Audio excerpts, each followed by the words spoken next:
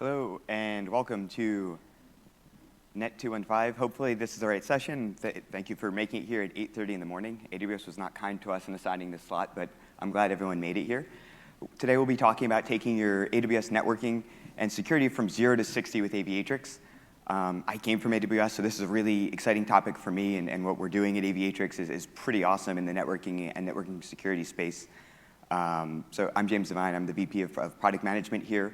I'll be joined by Mark, and we'll do a little fireside chat to close it out in the end. He's the VP of Network Engineering at Jefferies. So we'll start by, one slide off. We'll start by going over an agenda. So this is a 200-level session. We'll keep it, we'll get into the technical. We'll do a little bit of packet walks, but then we'll also talk business and keep it interactive as well. Close up with some Q&A. Talk about our native integrations. What is our platform? Show of hands, who knows what Aviatrix is? A good amount of people. Most of the people hopefully wasn't surprised. You just came in and stopped by our booth. We're doing some really awesome stuff around networking and networking security, and we'll talk through that. So if we get into our secure networking platform, one of the things that we do, if we think from like a technical and business value, is we really accelerate your journey to AWS. So I'm a networking geek. I love networking, but that doesn't mean that that's kind of the day-to-day. Networks are designed to deliver applications at the end of the day. So they're kind of a means to an end. We're Amazon Web Services is web services. Services running in the cloud. So by accelerating that network journey and accelerating the path to networking, that really helps. Both from a technical perspective, you don't need to be an expert in all of these native constructs and how do you stitch things together and what's the best practice today and will it change tomorrow? What service are they going to announce tomorrow morning that's going to change the way you deploy networking in the future?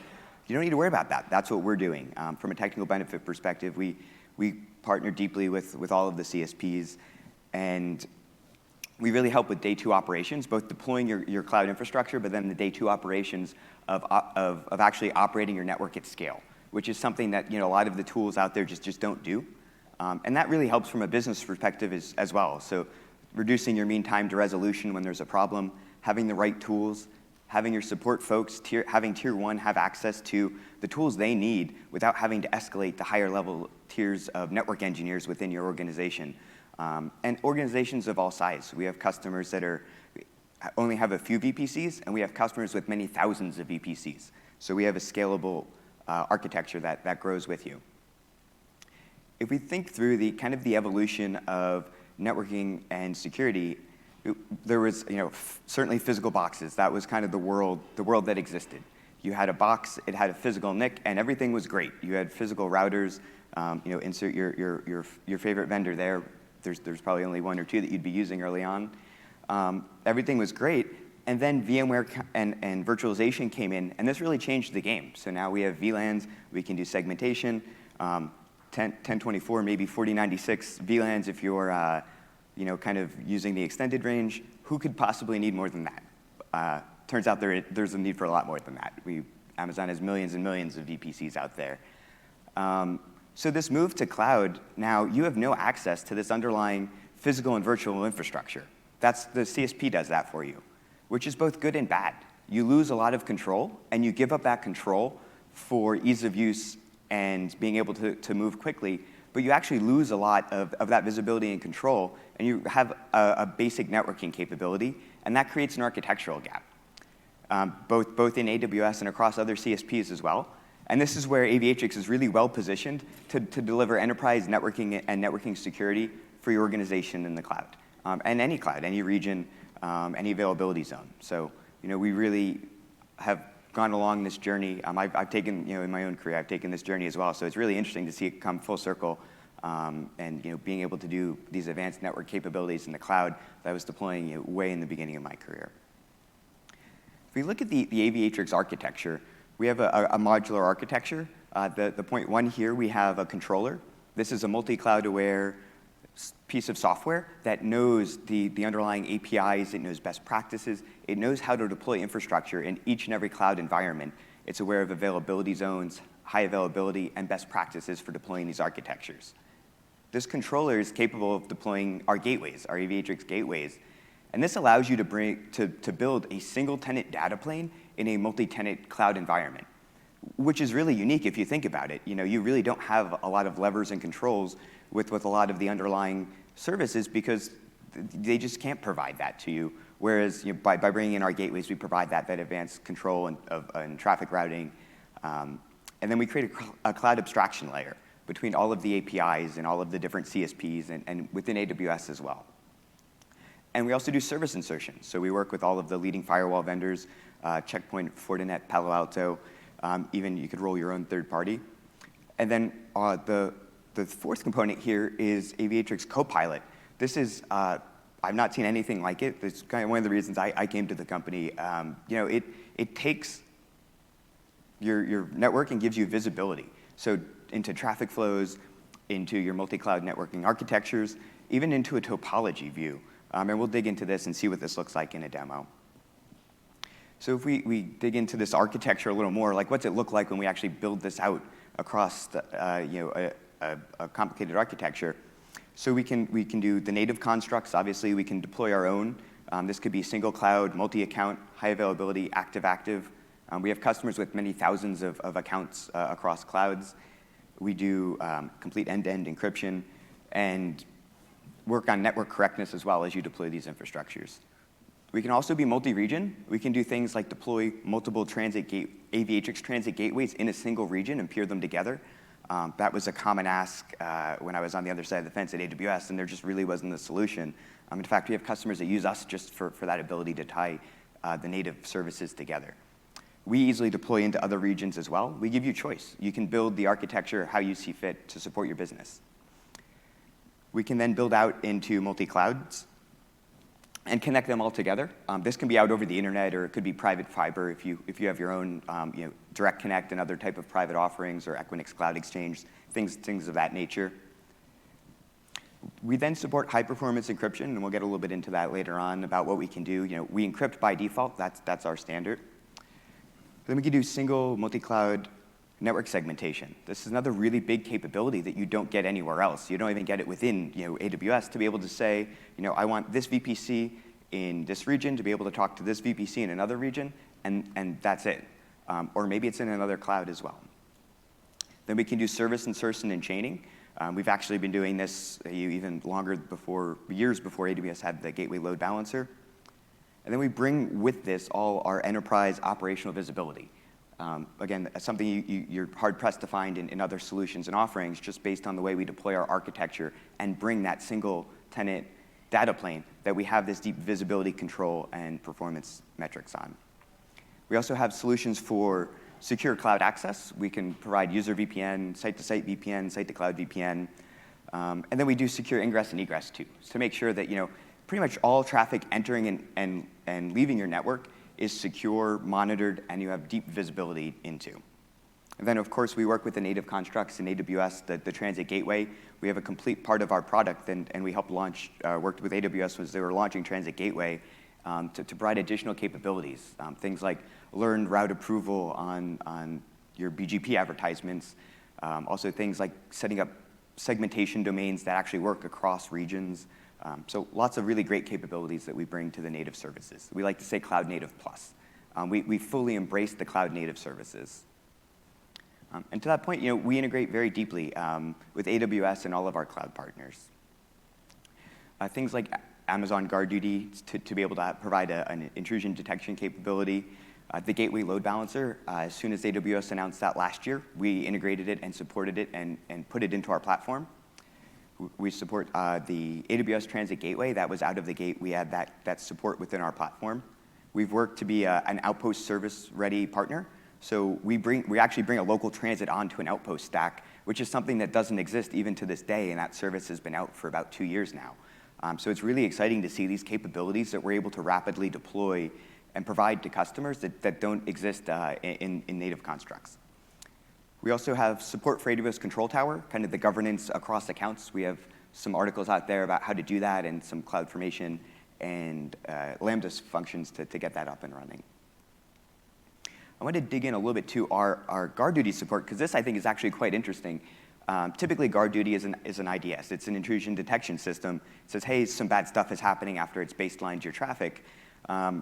Well, it'd be nice if you could take some action on that, and that's what we do. We actually turn that capability into an intrusion prevention system where we take those findings and we can actively go and program rules to block the ingress traffic from actually ever hitting your backend instance. And this also works with a network load balancer or an application load balancer. So we provide that single entry point, and we're using the AWS ingress routing capability.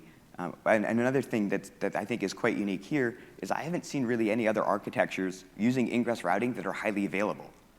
You put a route in a route table, and a route in a route table goes to NAZ.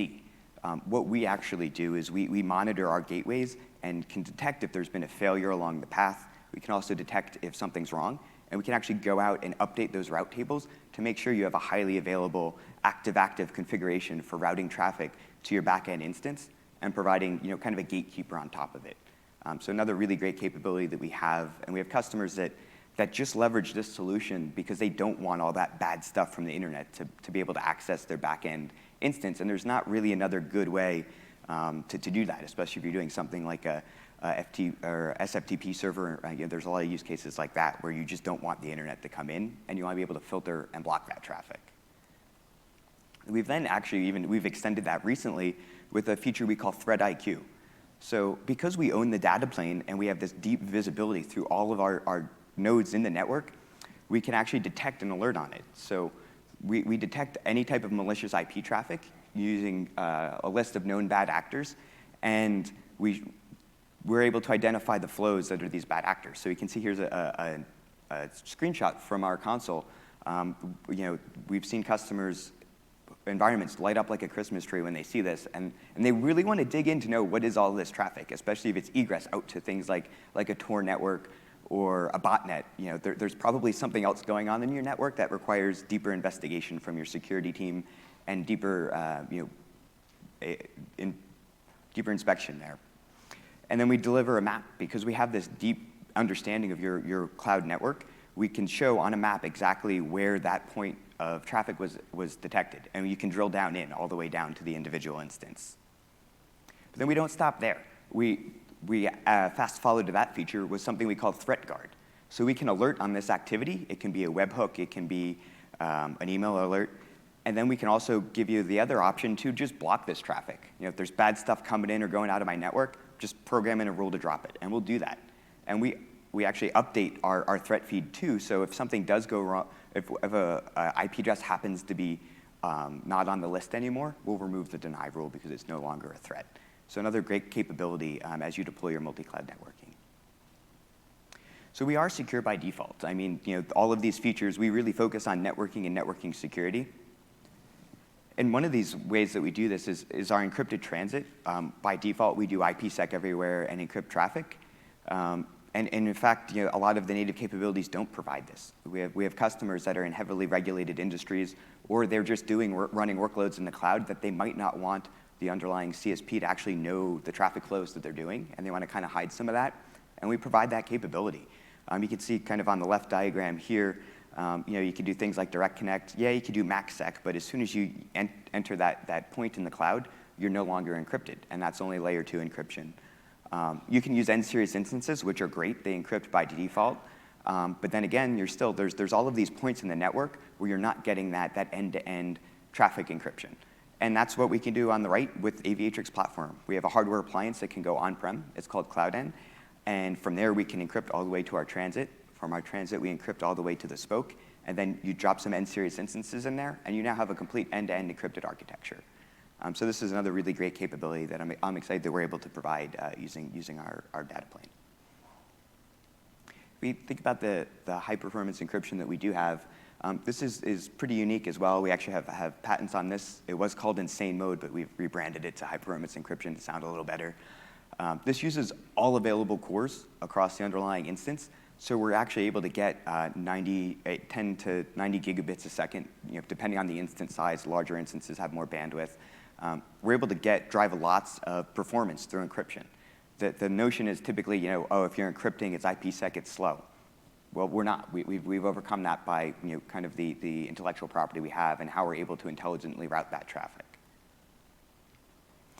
We also have our firewall network. So This provides seamless insertion of firewalls into your environment and makes it easy. It's kind of the easy button for putting firewalls in. And I can't tell you how many times customers don't really realize some of the options for deploying these and how difficult it could be. I was just having lunch yesterday with a customer, and it turns out that they're using us, but they're not using this solution. And they're going to be using this solution because they had an outage. And their outage was because they had an active-passive configuration. We can certainly do better, and we do better for our customers. So this is scale out. We can have up to 10 firewalls behind each one of our gateways, and we load balance across them. And we've actually had this architecture before AWS released Gateway Load Balancer. So this has been out for several years. It's battle hardened, and customers are running it at scale. It's also, we do automated route management. We'll program the routes into the actual underlying routers. There's API integration there. You don't need to go in and configure all of those complexities, and as your network changes or evolves, you don't need to worry about that. Things like if you're using Palo Alto networks, we integrate with Panorama to make that even easier there as well. And then we have connection policies, so you can actually be prescriptive about what traffic is actually going through the firewall. There might be certain traffic flows. Maybe it's only north-south traffic out to the internet that you actually want to go through the firewalls, where your east-west traffic you don't care. Or it could be that you want all east-west traffic to go through, and we support those configurations. We also bring deep visibility and operational capabilities. Threat IQ, Threat Guard work on top of this solution. And in fact, we've had customers that had, vendor will remain nameless to protect the innocent, but they had these firewalls in their network and were still able to identify threats on their network using Threat IQ and Threat Guard. So for me, that's really exciting, coming from the networking and networking security space, to see how we're adding additional value onto these vendors that have been doing the security game for 20 plus years. It's also repeatable architectures across clouds, within a cloud, across regions. All of this, you can make simple Terraform code and then execute once and deploy anywhere. And we have a lot of customers that start off in one cloud. I mean, everyone I'm assuming here is in AWS. That kind of is the show here. But you increasingly get requirements to go into other clouds, or a line of business says, hey, we need to be in Cloud X in 2 weeks. Well, guess what? If you're using Aviatrix, you can do that overnight. You just take that Terraform code, change the CSP tag, and now you are deploying in another cloud, a repeatable multi-cloud network architecture. And of course, we also have gateway load balancing support in AWS. Our real goal is to provide a capability and do it in a best practice way as we can. So you don't need to worry about how many AZs do I use, do I update route tables, what does my architecture look like, how does it grow and scale? That's all kind of handled for you. And some of the partners that we integrate with, F5, Checkpoint, Fortinet, Palo Alto, you can even kind of bring your own if that's something that's of interest. If you look at kind of a packet walk of what this looks like from end to end, on the left, we'll do our FireNet solution without gateway load balancer. So an instance goes to talk to a source on the network. It goes through an Aviatrix gateway. This is the first point we can do inspection and also gain visibility into the traffic. It then goes into our transit FireNet. And then from there, we load balance to a firewall. In this case, it goes to the firewall on the left. And we handle session affinity here. So you don't need to worry about things like NAT. I know that was a huge problem before Gateway Load Balancer came out. How to provide high availability and session affinity without doing NAT, because no one likes NAT. It kind of is the nature of the beast. So we'll do that and load balance and maintain that session state, come back through the transit, go to the spoke in the destination VPC, and then we'll land on that instance. And this is, now we have full next-gen firewall capability. If you're doing kind of the deep packet inspection or the protocol recognition, you get all of those capabilities from that firewall, and you don't need to use any network address translation because we're maintaining that state and hashing and load balancing across our architecture. And it works quite similarly with the gateway load balancer. So the instance comes out, talks to its spoke gateway, that goes into the transit. Now here, this is where it gets a little different. So with the gateway load balancer, there's a gateway load balancing endpoint, and we're highly available. We do 2 of these, one across AZs. And then that lands on a gateway load balancer in that same VPC. We also have a NAT gateway in case you needed to have traffic go out. These architectures do get a little bit more complicated here using these constructs. Then we land on a firewall, and we come back through our gateway to a spoke gateway, and then land on an instance. So either way, we fully support this and have integration into your network. and it's just a part of using the Aviatrix platform. You could have, obviously this is only 2 VPCs. There could be 3, 4, 10, 100, 1,000 that you choose which traffic you inspect and how you inspect it. So you get that kind of granularity and control. In addition to kind of being able to insert firewalls, natively built into our platform is a network segmentation capability. This works within a region, across regions, and even across clouds.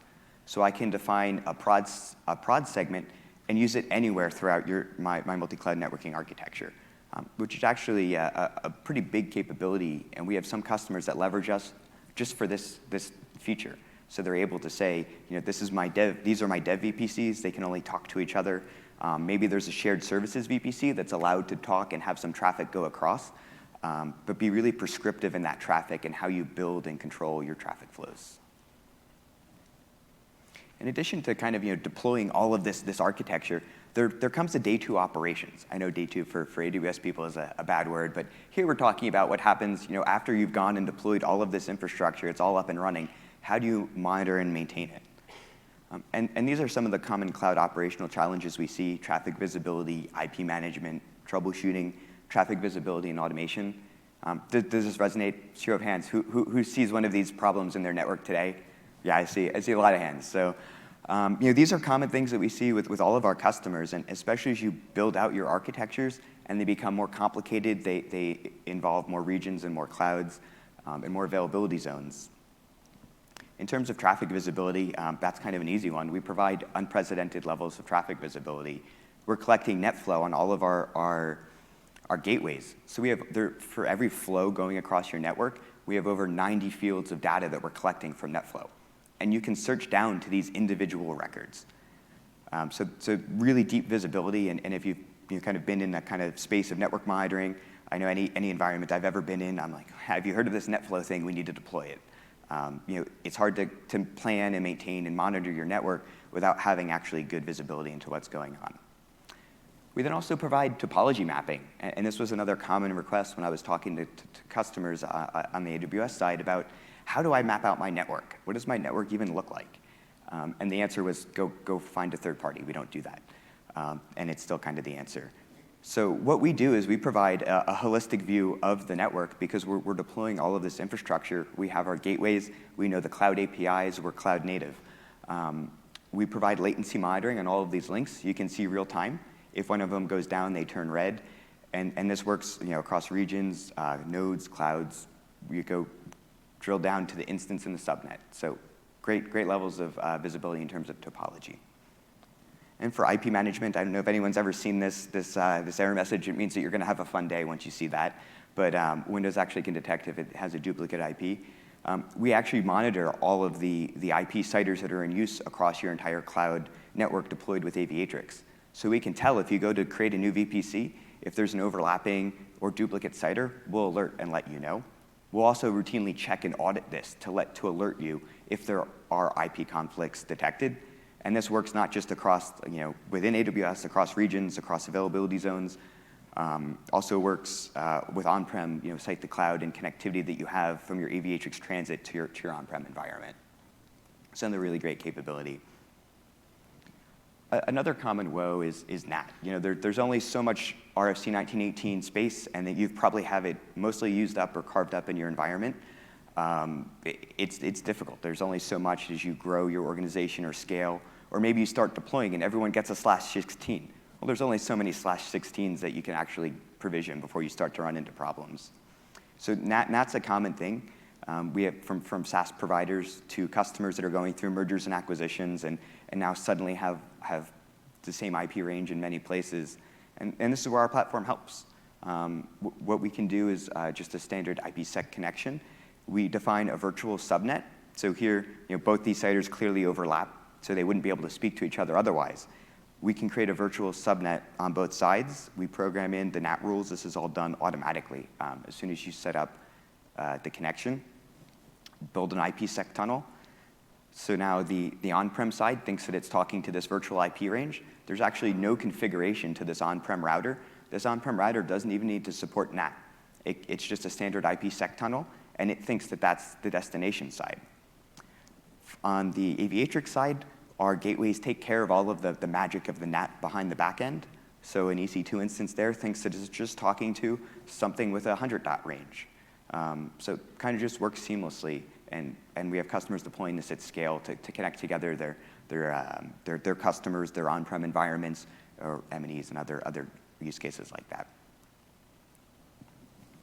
Another really common use case is troubleshooting. You don't typically have the traditional tools that you're used to if you're a network engineer. Things like ping, traceroute, tracepath, they just don't exist.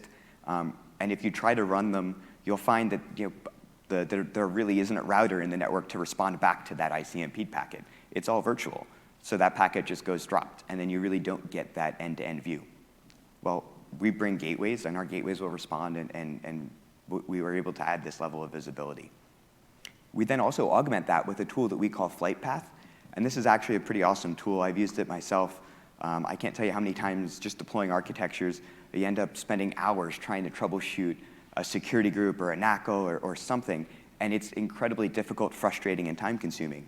Well, with what we do with Flight Path, you put in a source, put in a destination, click go, and we'll instantly come back and tell you the security groups, the route tables, the NACLs, and we can see here, everything's green, except on the top right, I have a fail. My security group is too restrictive. It's not allowing the traffic through that I want to get through. So there's actually a hyperlink there. I click that link, and I go right to the AWS console, to that security group, and I can add a rule.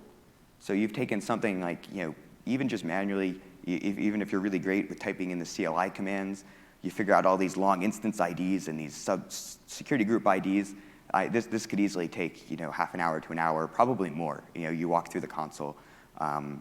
It's difficult to do, and we make it really easy. And finally, automation. So, everything that we do in our platform can be done from the console. We have a GUI that's kind of walks you through a workflow based, and we have Copilot. But we can do all of these architectures and deployments through Terraform. So it's a repeatable architecture. You don't need to know the low-level idiosyncrasies. You don't even need to know what a VPC is or how to create it. You make a call to Aviatrix. We're a single multi-cloud Terraform provider, and then we go and deploy that infrastructure. Change the tag. It could be insert cloud XYZ, deploying that same architecture across an additional cloud. So really great capabilities there. We'll make this a little real and actually show a demo of what this looks like.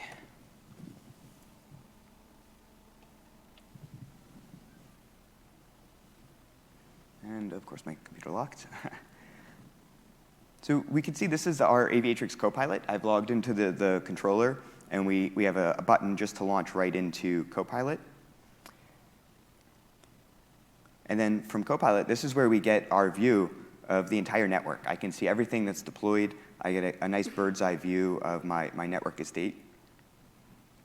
The topology view we were talking about, we can dig right in here, and we can see in this demo environment we have a pretty complicated architecture. There's a bunch of infrastructure we've deployed. You can kind of make your own map and move it out and save filters. So you might have different views for different folks on your team. You're able to kind of build that out. Here we can see the underlying latencies across all of the nodes between them. And we can see we built out everything active-active, so we can see the connectivity there. You can also click on one of these nodes and get really deep diagnostic information. So the ping, traceroute, we can test connectivity. We can see all the active sessions on this individual gateway. We can also see interface statistics, and you'll notice if you're really deep into the AWS networking, you'll notice there's these low-level metrics that track if you're overrunning the underlying instance limits for packets per second or bandwidth. These are things that are really difficult even when you engage support to try to find this. So AWS released these metrics about a year ago, and it's something that we picked up and supported on our platform as soon as it was available, which is really awesome. You're able to see if you're overrunning those limits and dropping traffic, a sign that you need to scale up. So you'll be able to go in, and we can non-destructively scale up a gateway to make sure it can handle more throughput. Without kind of these low-level metrics, traffic just drops, and your applications start to have some really weird behavior patterns, especially if it's something that's real-time where you can't just be dropping packets. We give all of that view. Another thing that we do here, we call it topology replay. Think of it as a DVR for your cloud network. We can actually drill in and expand down to all of the changes that are made. I can click on this one, continue to drill into the individual events and kind of zoom in and out. And I can see here, someone had made some configuration changes and the status went from up to down. And I can, if this was a larger node, I'd be able to click down and see the specific gateway and the specific actions that were changed, and then take action to remediate. Really great tool for determining the mean time, or reducing the mean time to failure, and determining what changes in your topology happened, and then we can go in and audit and see who changed them. Who do we need to pick up and page or call on their cell phone to fix our network because they made a change. In terms of the rich flow data we have, this kind of aggregates it all together. We can create advanced filters and get down to maybe we only want to see DNS traffic and what that looks like across our network, or we only want to see web traffic, or we want to combine the two together. We can create these advanced filters and search through the traffic. You can see here kind of source IP, destination IP, and all the type of stuff that you'd expect to see. Even countries and all of across all 90 fields of NetFlow, we're able to look in that data. We can go into the raw records if we really wanted to go down and see the individual records and what that traffic looks like on the network. We can see flows here as well, kind of flow-based. This is really helpful. It might be that there's something talking on your network that you shouldn't be talking on your network, and certainly not at like a high traffic volume. And that's a good way to determine that and be able to detect that quickly. It could be an anomaly. It could be just the way your application is working. Great way. Also, if you're doing chargeback and showback, having these type of metrics to determine who's using those bandwidth and on your network is helpful to make sense of that data charge on your AWS bill. In terms of security, we can dig in. We have a multi-cloud network segmentation. We're able to see those individual segments and what's connected to what. We're able to track all that and monitor it in a visual manner. The threat IQ that we were talking about, we see our lab environment is quite active, but this is not atypical from what we see in customer environments as well, where there's just traffic going out over the network, and it just happens that internet connectivity seems to be a default. And unless you take the right actions to monitor and filter that traffic, but even when you do that, you might actually not be alerting on some of the things that we're able to. So we can see threat classification and threat severity, and then threats over time based on the specific time of day. Source destination, we can go in and view. This happens to be an ingress design, so it's obviously being scanned by the internet. Could be trying to be an active exploit. I can then click down and view into this network and see the actual node and the portion of the network where that traffic is originating from. I could go in and see the individual flow data as well, and then a summary of the threat here and where that came from. And then the threat guard component to this that takes the action, we can go in and see here we've blocked 2,180 threats based on detecting it, and then programmatically adding that rule into our gateways. And we can see here those individual rules where we're dropping that traffic right at the source, not even perimeter security. A lot of networking kind of technologies and solutions are perimeter security, which kind of mimic that on-prem model where you have that kind of thick outer edge, but then the mushy inside. And we change that because now we can do enforcement at each and every one of our gateways throughout our network and detect there. We've also recently added a new feature here. You can see with these new tabs, almost every 2 weeks we're adding new features to this platform, and you automatically get those updates. And we don't charge additional for any of this. This is just part of our platform. From using Aviatrix, you're allowed to access this. So here we can kind of select different cloud types, some of which will go unnamed, and then we can generate a detailed report of everything going on through that network. Switch back over. So hopefully that was a good overview of everything we do. I'd now like to invite Mark up to the stage, and we'll talk through kind of Jefferies' journey and how they're using Aviatrix.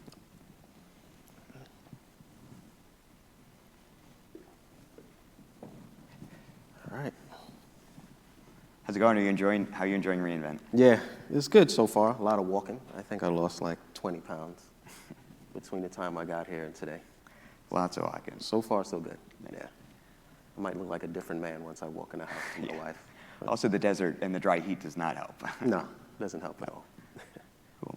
So how did you start your cloud networking journey? I think typical network engineer, we always get requests from app owners or the business. Hey, we want to do X, Y, and Z, right? No timeline.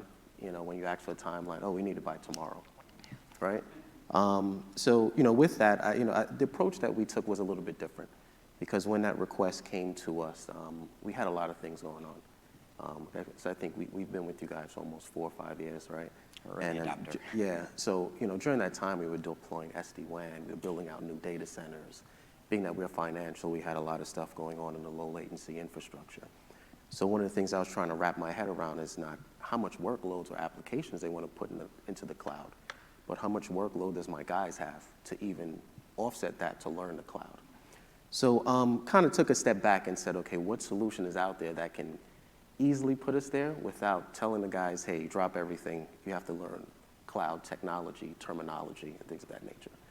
When you approach a person like that, an engineer, he's going to look at you like, I don't have the time.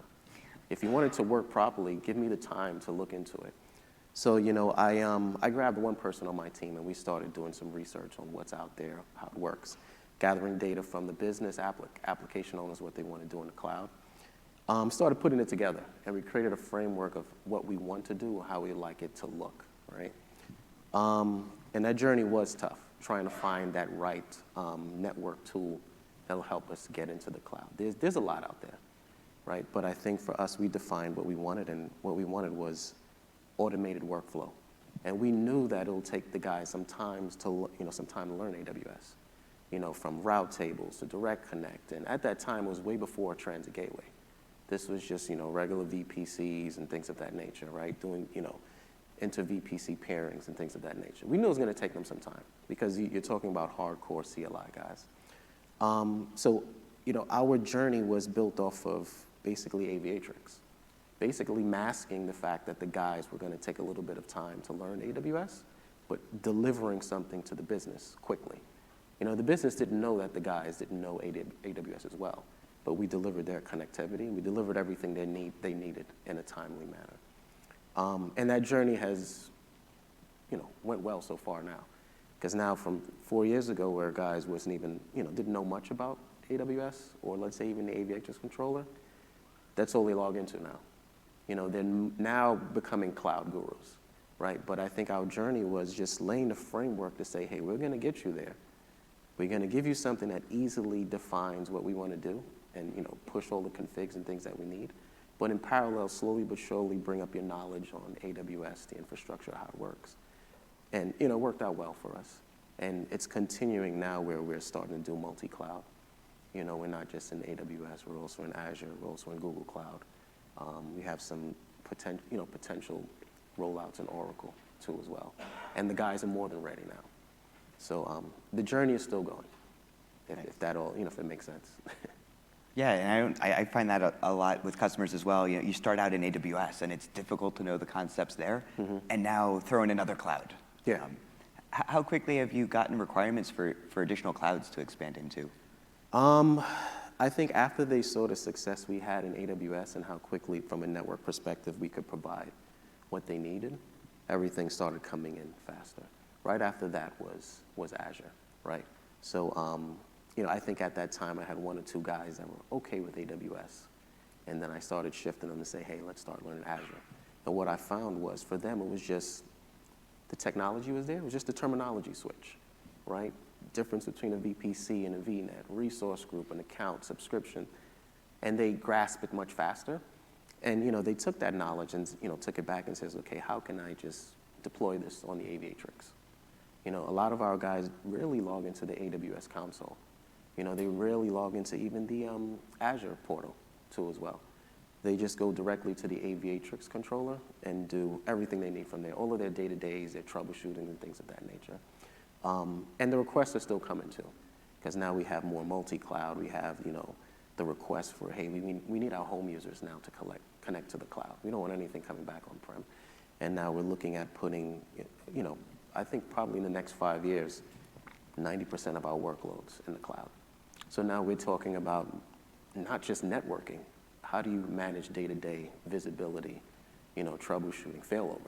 If something was to happen in an AWS region, what should be our best practice to say, US East 1 failed for all of our users. How quickly can we fail over to US East 2? So we're taking that approach now. And again, the guys have started to adapt to as well, which is a good thing. But I think having the Aviatrix controller has made it a little bit much easier for me to bring them in. Because just like I mentioned, you're dealing with hardcore CLI routing and switching guys, right? One guy told me, he's like, this is a GUI? I was like, yeah, it's a GUI. He's like, he told me something. He's like, he's an older guy. He says, my days GUIs mean, girls use it. I was like, well, you're just going to be a girl and use it. And now he's just actively on it all the time. So, I think one of the things that it brought for us is this easier transition, for the guys on my team. Yeah, that's really exciting. And also, it's interesting to hear that journey, too, of going almost 95% into cloud. Yeah. But that's not uncommon. I find customers are either they're all in cloud today or they're going to be all in cloud. Like, there might be some mainframe or something that can't move. And if you don't have one of those, you're probably a lot easier there, too. Yeah, because being that with financials, we identify what workloads are going to go, right? There are some stuff that's sensitive data. And then you also have the low latency trading platform applications that, it's not, going to go, right? But I know we're sitting here now saying it's not, but next year reInvent AWS may offer something with all the financials for low latency and boom, we're there, right? But I think we've identified what we want to put there. So I think within the next 3 to 5 years, it's going to be, a big push, to go there. Nice. Yeah. How did you find Aviatrix? Oh, man. And it is Aviatrix and not Aviatrix, or I've heard so many different pronounces. So, just like I mentioned, I took someone from my team and I said, look, let's do the research together. So we found 2 products from a different, solution company. One is well known. Basically, both companies are well known. And we started stitching it together. And again, this is about 5 years ago, right? And we would be up 2, 3 in the morning, working together, saying to ourselves, this is not scalable. This is not going to work. And what they were doing was they were taking their typical on-prem, the way you route things, and trying to layer that into AWS, which I found didn't work. We came to that conclusion. So it was like, I'll never forget, it was Saturday, like 3 in the morning, we were just up. We were talking like, how are we going to do this? He was talking to me, and for some reason I blocked him out. I don't know why I blocked him out, and I had another computer at the side of me that had YouTube playing. Sometimes when I get bored, I just let me throw on YouTube and look at sports highlights. And one of the things that frustrates me is that I would get ads will pop up. And this one night, this ad popped up for Aviatrix. I was like, what is this? And I clicked on it, and not knowing it was something for cloud. And there was just a demo just going about how we could connect your cloud, how we could, interconnect everything, and it's automated. And I told, my coworker, was talking to us, like, let me see what this is about. And I sent him the link. And he's like, they have a chat. Let's see if we could chat with someone. Literally, someone replied back to us in about 2 minutes. And then the next day we were on a call. We had about a good, what we call like a 3-day deep dive session on how it does. Because we were still in shock, like, wait a second, we found this based off of an ad off of YouTube. And it's not like a word of mouth or Google. So I was like, this can't be true. Lo and behold, and again, this was in the Aviatrix early days, right? It worked out well. We started a demo literally like 2 weeks after, right? They showed us everything, we deployed it, and it was a smooth transition because at that time, Transit Gateway came out, I think probably at about a month before, 2 months before, and everything worked out smooth. We started, our, AWS architecture design based off of Aviatrix. But from a high level, you normally don't find, solutions like that. But it was strange how we found it, based off of a YouTube ad. Oh wow. Yeah. Fortunately, a good one. yeah. Fortunately, a good one. Yeah. I didn't block that one. Yeah. So what advice would you give to others that are starting down the network journey or considering kind of a platform like Aviatrix or just thinking through cloud networking? Based off of what I've been through, I would always say, look at your core guys that you have.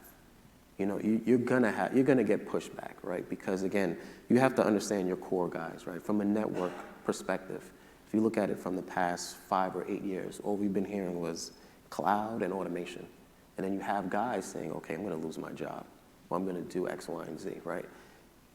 I think relaying that information to tell them it's not about losing your job, it's about engineering adjustments, right? I think that's one of the tough parts that you're gonna run through. The second piece is doing due diligence and research, not being afraid to reach out to other companies to understand their journeys, to understand what they've been through. That's another piece. The third piece is getting a good roadmap, having that roadmap discussion with your application owners, with your management, with your server guys to understand where they're going, their vision for the cloud, right? Because I don't think you could have a network vision until you understand the application and the server and your management and your company's vision first, and you build around that, right? Because I think when you're going into the cloud, it makes sense not to work in silos. You shouldn't have the network team here discussing one thing, server team, app owner, all in different silos discussing things and trying to bring it, and then saying, hey, I need this at the last minute. It has to be something collaborative. I think early on in our cloud journey, it wasn't, and we realized it. And then once we started collaborating, everything went smoother. And the big part of the collaboration was that some of the guys on the network team even, understood the storage architecture, right? Even understood the security architecture. So when it's time for day 2 to look at these things, they could do a full packet walk and see where things are going wrong or where things need to be improved. So I think as you start your cloud journey, I think it's good to collaborate, work with various teams to understand their objective and start to build your architecture from there.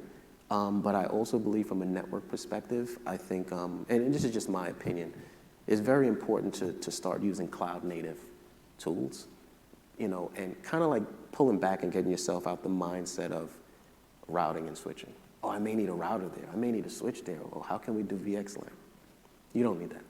Yeah. You don't need that. Just look at it as AWS is providing you a data center. How can I take all of their native solutions and build upon that and deliver something to someone? And again, that's a hard adjustment for a lot of engineers right now, but that's my advice to anyone that's doing that. Yeah, I think that's really interesting. I find so many times people think they take their knowledge that they know from on-prem, maybe a very successful career of deploying on-prem, and it's just so different in the cloud. And you start talking about, we'll do IBGP here, and we'll do, it's like, no, that's like, stop, that's not how it works. Yeah, I'm telling you, you're gonna get pushback, right? I think, even when AWS introduced transit gateway pairing between multi-regions, I had members on my team who was like, well, let's route it back on our backbone. And like, no, they're offering a backbone, use it, right? And here's the thing, as an engineer, it's easier to blame AWS than it is to say, hey, who ordered that circuit between these 2 regions? Call that circuit provider. Because if AWS has an outage in a region, it's a much bigger outage than anything. There's gonna be multiple other things affected, right? So it doesn't just stop at, hey, it's a network issue. It's like, hey, maybe an AWS regional issue. And from a network engineer perspective, you're safe. But if you're talking using our backbone and through our backbone a switch fails or it's dropping packets, they're gonna look at you like you're messing up my application. Why would you do that? So and that's why it goes back to what I say is use a lot of their native constructs as much as you can, right? There are pieces where you may want to use, service insertion, like we use with firewalls, right? AWS isn't like a firewall company, right? And I think we collaborated you guys earlier on to introduce like the FireNet DMZ, where we have, Palo Altos in there. Because our IT sec team wants that extra visibility into things, right? But outside of that, I would say, start with the native AWS tools, features, and constructs that they have, and then work your way from there. I think that is definitely insightful. But also, it's interesting, you talked about the different roles and teams collaborating. I think one of the kind of almost great equalizers in cloud is that you don't have, typically your network admin is not going to have permission to log into your storage server, is not going to have permission to log into VMware. But in cloud, unless you lock down those permissions, people can kind of do whatever they want. Yeah, and I think for us, we were in a unique position, right? Because Jefferies is, a well-known financial place, right? But lo and behold, we're a small group, right?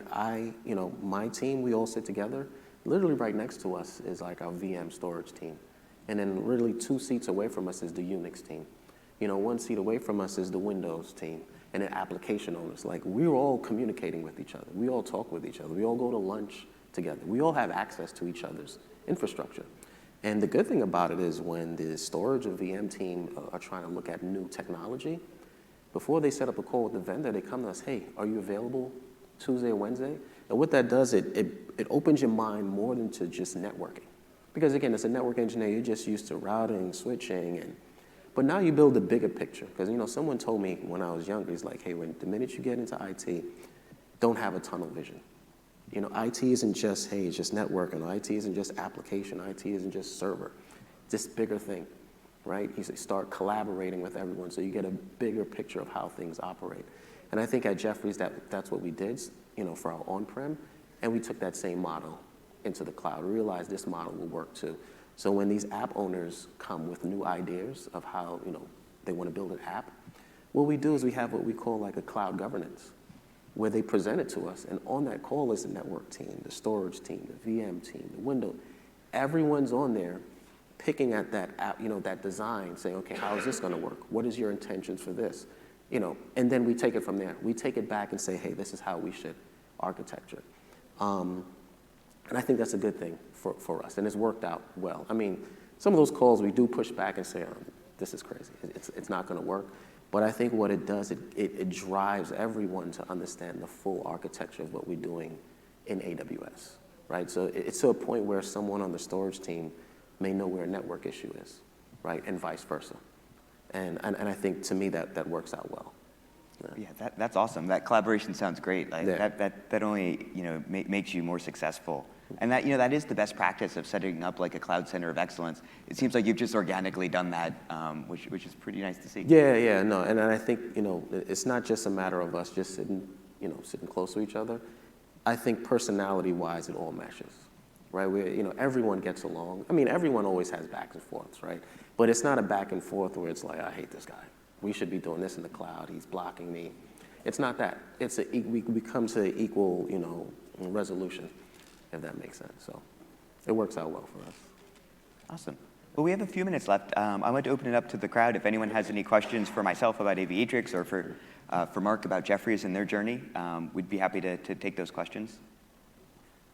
One back there, yeah. Do you have a mic?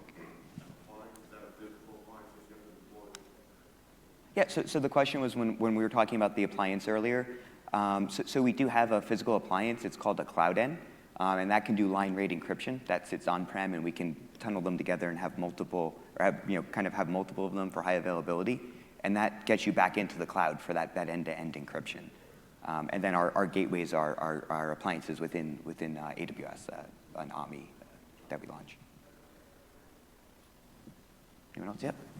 What does it look like for, say, the organizations that have been in the cloud for 5 years already, right? We've got this brownfield of, I've got this 500 VPCs that all have different gateways, and how does that migration look like for, say, the org that's already pretty well established in the cloud? Sure. So the question was around like having a brownfield application. You've already been in the cloud for years, and how do you go from there? Well, first of all, I hate that word brownfield. I feel like it's the most unfortunate name for a strategy. But yeah, we have a lot of customers that have gone on that journey, and we help them. So we have professional services. We have Cloud Center of Excellence within Aviatrix, where we help customers through this journey. We can even do staff augmentation to help update and modernize to get to the point where you're using the Aviatrix platform and you get the full value of everything that Aviatrix can do for you. And we work step in step with our customers to do that. And do you have anything, Mark? Were you mostly greenfield? Or? Yeah, we were mostly greenfield, but with our intention in the next 3 to 5 years to put as much in the cloud, it's going to be some form of brownfield. But I think when you're talking brownfield, you also have that collaboration with the application owners, right? Because from an application, it has a lot of dependencies. So what we did ahead of time is we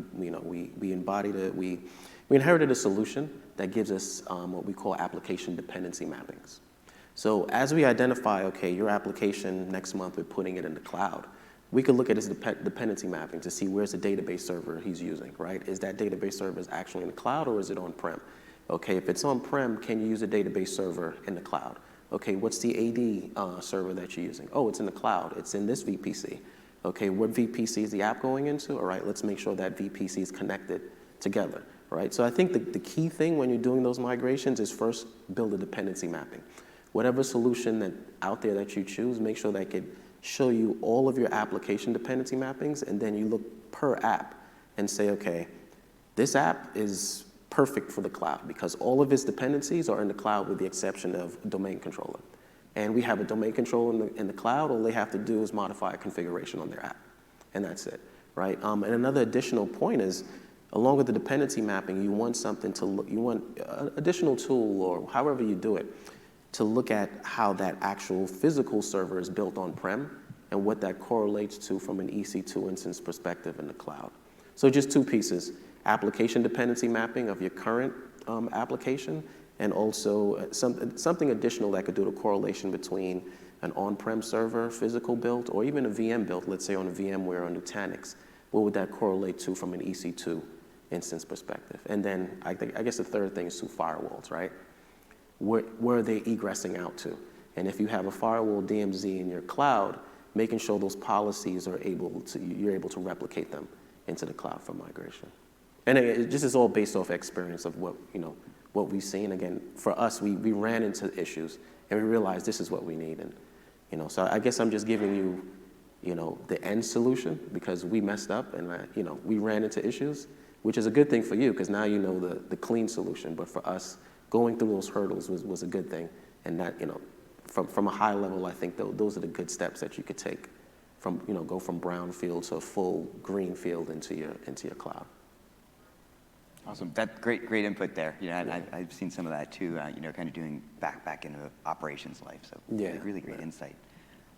Cool. Well, with that, we only have a few minutes left. So we want to close with a call to action. If you haven't seen our booth, please stop by our booth, 1069. We have a big 20 by 20 booth out there. Right after this, we're handing out the networking book that I helped co-author. We'll be handing it out at the booth as well. We have demos. You can talk to our SAs. We have whiteboards. Please feel free to visit there and talk to us. We also have additional ways to engage with us. We have a team of solutions architects. My former boss is here. He can talk to you and help you out there as well, Noman.